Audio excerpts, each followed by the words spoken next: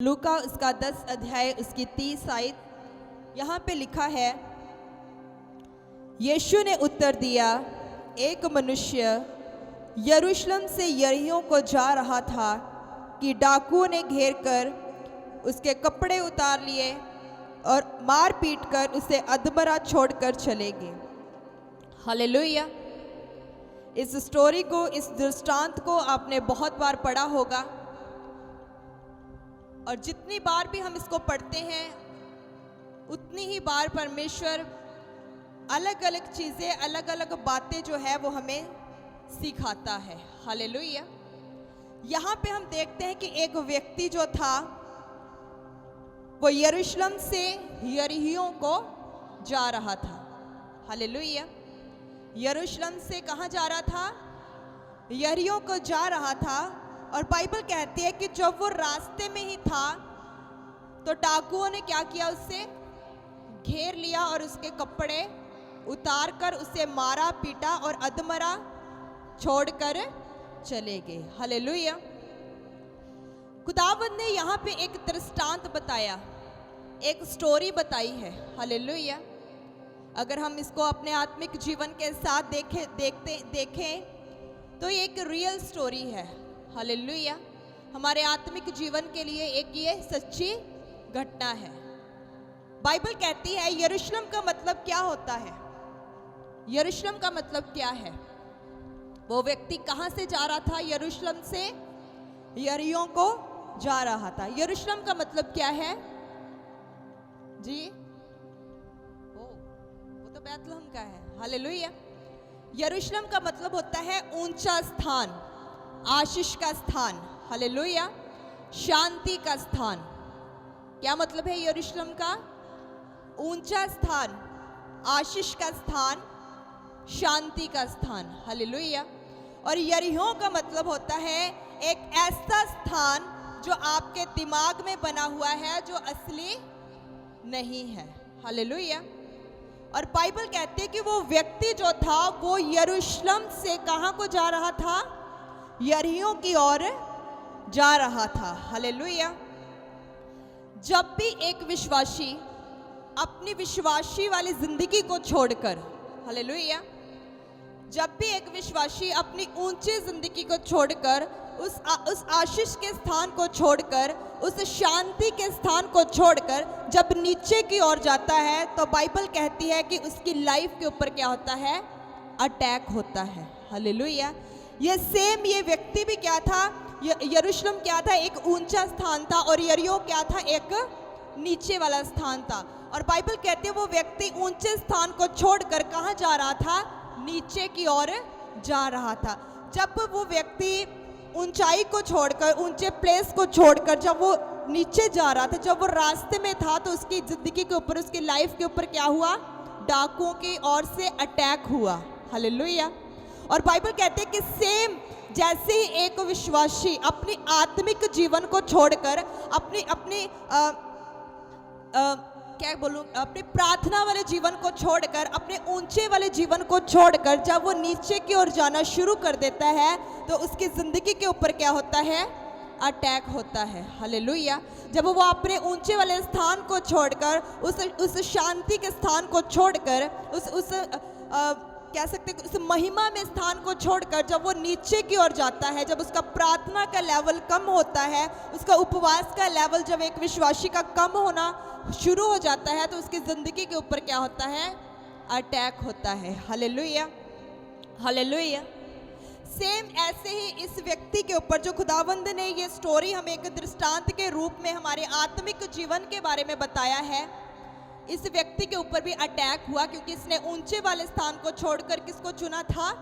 नीचे वाले स्थान को चुना था। हालेलुया। और ये स्टोरी हमारे आत्मिक जीवन से मेल खाती है।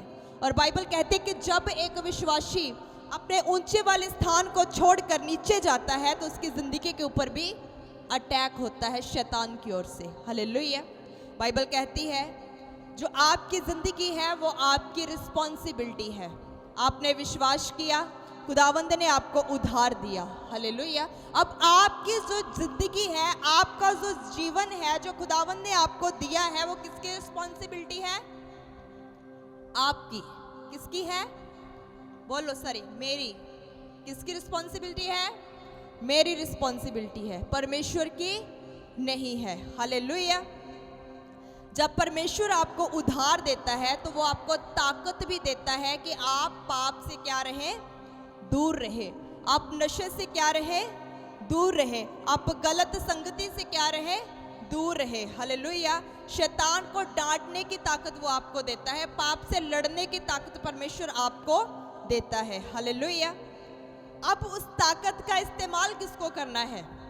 हमको करना है। हालेलुया। क्योंकि परमेश्वर ने हमें वो ताकत दी है कि हम पाप को मना कर सकते हैं, बुरी चीजों को हम देखने से मना कर सकते हैं। हालेलुया। अगर कोई हमें किसी के बारे में कुछ कहता है तो हम उसे सुनने से इनकार कर सकते हैं, क्योंकि हमारे पास क्या है? ताकत है। परमेश्वर ने हमें ताकत दी हुई है। हालेलुया। अगर फिर भी हम उन बुरी चीजों को देखेंगे, फिर भी हम उन चुगलियों को सुनेंगे, तो शैतान क्या करेगा? हमारे ऊपर अटैक करेगा। क्यों? क्योंकि हम ऊंचाई वाली जगह से कहां को जा रहे हैं? नीचे की ओर जा रहे हैं। हालेलुया। बाइबल कहती है कि जब तुम उस शांति के स्थान को छोड़कर, उस ब्लेसिंग के स्थान को छोड़कर, परमेश्वर के स्थान को छोड़कर, जब तुम आत्मिक जीवन में नीचे को जाओगे, पाप से मेल रखोगे, उन चीजों को सुनोगे, बुराई को देखोगे, तो शैतान क्या करेगा? तुम्हारे जीवन के ऊपर अटैक करेगा। हालेलुया। मेरे प्रियो, अगर हमारी 2 घंटे की प्रार्थना है तो बाइबल कहती है कि 6 महीने में वो 2.5 घंटे की हो जानी चाहिए। 6 महीने के बाद साल में, अगर हम 1 साल हो गया हमें प्रभु के अंदर आए हुए को, तो वो हमारी प्रार्थना 3 घंटे की हो जानी चाहिए। हमारा उपवास जो हम महीने में अगर 2 बार रख रहे हैं उपवास, तो अगर हमें प्रभु में आए को 6 महीने हो चुके हैं, साल हो चुका है, तो हमारा जो उपवास 2 दिन का था महीने का, वो बढ़कर कितना हो जाना चाहिए? 6 दिन का हो जाना चाहिए। हालेलुया। वो बढ़ना चाहिए। हमारी प्रार्थना का लेवल क्या है? बढ़ना चाहिए। उपवास हमारा बढ़ना चाहिए। बाइबल रीडिंग क्या है? हमारी बढ़नी चाहिए। अगर बढ़ने की बजाय अगर वो कम हो रही है तो शैतान हमारी लाइफ के ऊपर अटैक करेगा। हालेलुया। उसको हमारी जिंदगी के ऊपर अटैक करने का क्या होगा? मौका मिलेगा। हालेलुया। हमारा प्रार्थना, हमारा उपवास जो है वो बढ़ना चाहिए। बाइबल रीडिंग जो है वो हमारी बढ़नी चाहिए। शैतान बहुत तरीकों से क्या करता है? एक विश्वासी की लाइफ के ऊपर अटैक करता है, क्योंकि वो जानता है कि इसके अंदर किस चीज़ की कमी है। वो जानता है कि इस विश्वासी के अंदर फास्टिंग की कमी है। वो जानता है कि इस व्यक्ति के अंदर प्रार्थना की कमी है। हालेलुया। वो जानता है कि इस नौजवान में इस चीज़ की कमी है। वो नौजवानों के ऊपर व्यभिचार के द्वारा अटैक करता है ताकि उनको क्या करे? गिरा सके। हालेलुया। परमेश्वर के द्वारा जो दिया गया अभिषेक है उसकी जिंदगी के अंदर उसको क्या करे? खत्म कर सके। हालेलुया। वो उन चीज़ों को जानता है कि किसके अंदर क्या कमी पाई जाती है। हालेलुया। मेरे प्रियो, खुदावंद ने हमें एक वायदे के अंदर रहने के लिए बुलाया है। आपके साथ परमेश्वर का एक वायदा जुड़ा हुआ है। वो उस वायदे को अलग करना चाहता है। वो पाप में गिराकर एक विश्वासी को क्या करना है? उस चीज से अलग करना चाहता है। हालेलुया। बाइबल कहती है कि जितना आप प्रार्थना में बढ़ोगे, जितना आप फास्टिंग में बढ़ोगे, जितना आप बढ़ते जाओगे परमेश्वर के अंदर, उतना खुदावंद का अभिषेक जो है वो आपको मिलता जाएगा। हालेलुया। बाइबल कहती है कि सब कुछ जो है वो तुम्हें फ्री में दिया जाता है, लेकिन अभिषेक को छोड़कर परमेश्वर सब कुछ एक विश्वासी को फ्री में देता है, उधार फ्री में देता है, चंगाई देता है। सब कुछ जो परमेश्वर कर सकता है वो सब कुछ एक विश्वासी को फ्री में देता है, लेकिन अभिषेक जो है वो फ्री में नहीं मिलता है, उसे कमाना पड़ता है।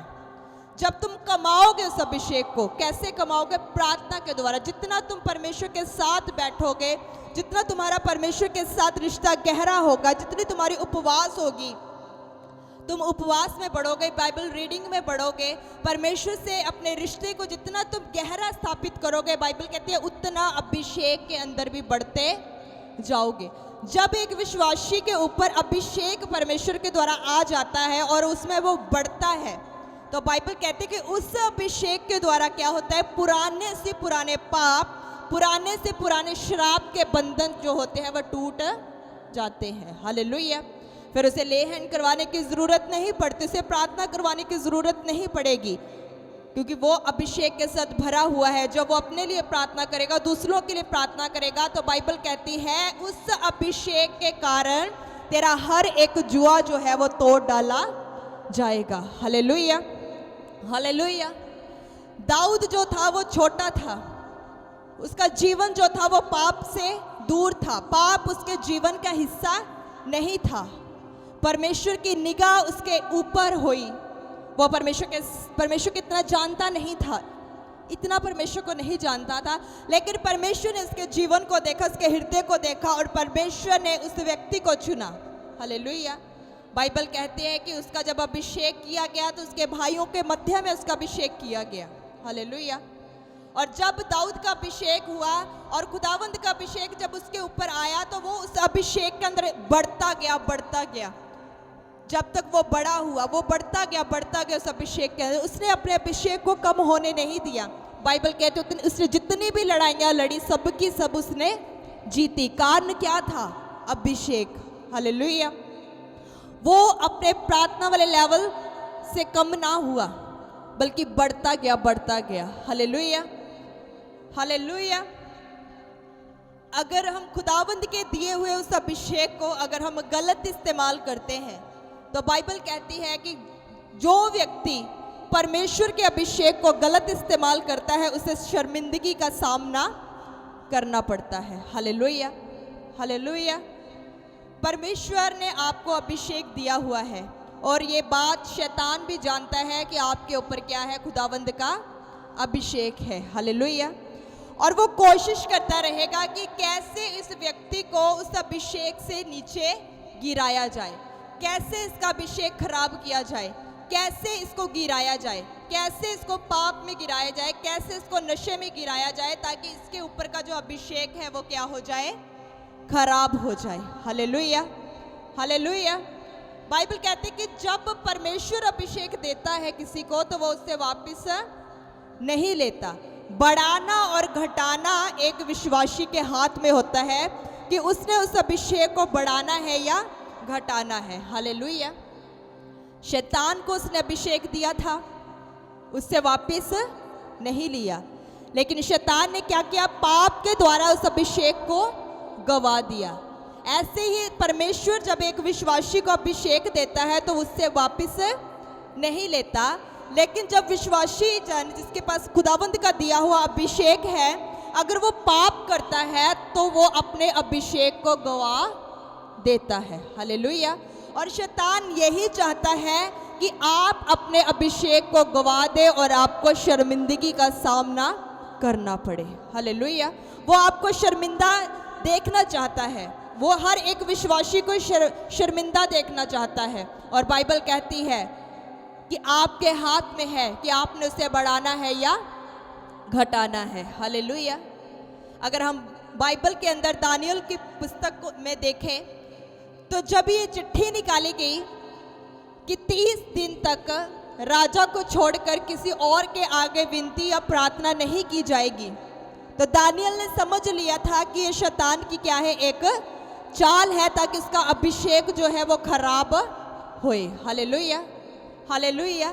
लेकिन उसने उस बात को समझा और अपने अभिषेक को क्या किया, बनाकर रखा। बाइबल कहते हैं कि जब उसने उस अभिषेक को बनाकर रखा और जब उसके ऊपर एक दुख की घड़ी आई, एक मुसीबत आई, तो परमेश्वर ने उसे उस मुसीबत में से क्या किया, बाहर निकाला। Hallelujah, hallelujah. अभिषेक हमारा तब कम होता है जब हम ऊपर से नीचे को आते हैं। शैतान हमारी जिंदगी के ऊपर तब अटैक करता है जब हम ऊंचे वाली जगह को छोड़कर कहाँ जाते हैं, नीचे की ओर जाते हैं। जब हमारी प्रार्थना ऊपर से नीचे जाती है, 2 घंटे से आधे घंटे पर आती है, शैतान का अटैक एक विश्वासी के जीवन के ऊपर होता है। हालेलुया। जब हमारा उपवास ऊपर से नीचे को आता है तब शैतान क्या करता है, हमारे जीवन के ऊपर अटैक करता है। हालेलुया। वो हर एक विश्वासी को शर्मिंदगी देना चाहता है, ताकि परमेश्वर का अभिषेक जो है वो उसके जीवन से कम होता जाए और वो नीचे और नीचे नीचे ही गिरता जाए। हालेलुया। और हमें बाइबल कहते कि तुम्हें खुदावन ने बुद्धि दी है, तुम्हें इन बातों को समझना है। जैसे दानियल ने समझा कि शैतान उसके अभिषेक को खराब करना चाहता है और उसने उसको पकड़े रखा और संभाले रखा। बाइबल कहती है कि खुदावन ने तुम्हें भी बुद्धि दी है, तुम भी उस अभिषेक को संभाल के रखो, उसको खराब होने मत दो। अगर तुम्हें लगता है कि शैतान तुम्हारे ऊपर अटैक कर रहा है, चुगलियों के द्वारा अटैक कर रहा है, उस चीज़ों से भागो। गलत संगति के द्वारा अटैक कर रहा है तो उन चीज़ों से भागो। नशे के द्वारा अटैक कर रहा है तो वहाँ से भागो। अपने अभिषेक को क्या करो, संभाल के रखो। हालेलुया। जब आप उस अभिषेक को संभाल के रखोगे, उसमें बने रहोगे, बाइबल कहती है कि आप ऊंचे स्थानों के ऊपर जाओगे। परमेश्वर आपकी पदवियों को ऊंचा करेगा और आपको बढ़ाएगा। हालेलुया। प्रार्थना के द्वारा, उपवास के द्वारा आपने इस अभिषेक को बनाना है और इसको बढ़ाना है। हालेलुया। ताकि शैतान कभी भी आपकी जिंदगी के ऊपर कोई भी अटैक ना करने पाए। हालेलुया। तो समझ में आया आपको आज का मैसेज? सो आइए अपनी आंखों को बंद करेंगे, अपने हाथों को ऊंचा उठाएंगे। Thank you.